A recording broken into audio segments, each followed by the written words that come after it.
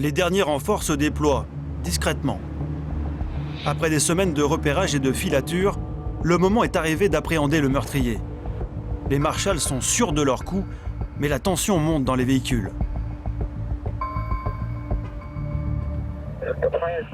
On va attendre qu'il sorte.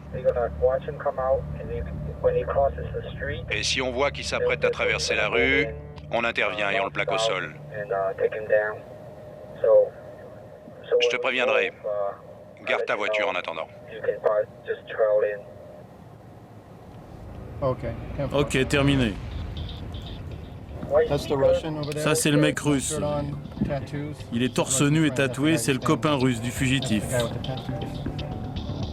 Comme s'il se doutait de quelque chose, le Russe, un mafieux tatoué jusqu'aux oreilles, s'est livré à un curieux manège.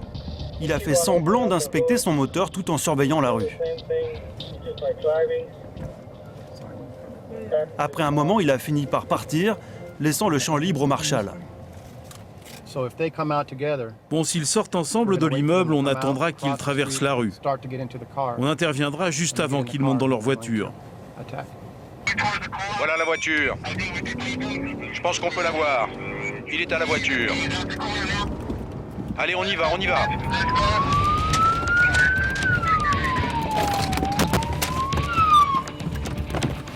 Le fugitif n'a pas le temps de comprendre. Au moment où il sort de l'immeuble, il est jeté à terre par les marshals. L'homme tente bien de se débattre, mais il ne fait pas le poids.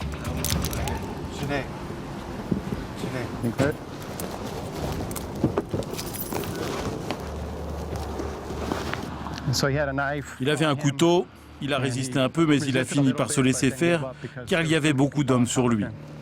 Il ne pouvait pas lutter. Ça s'est bien passé, personne n'a été blessé chez nous. Il avait un couteau, pas de pistolet. Ça aurait pu être plus dangereux. Ce gangster était recherché pour avoir abattu un homme de plusieurs coups de feu. Il y avait une prime de 2 millions de dollars pour son arrestation. Il est fiché comme faisant partie d'un gang basé ici à Los Angeles qui s'appelle le Watching Gang. C'est un gang asiatique. Il risque la peine de mort ou l'emprisonnement à perpétuité. Les 2 millions de dollars de primes n'iront pas dans la poche des US Marshals, mais serviront à récompenser les informateurs qui ont permis l'arrestation.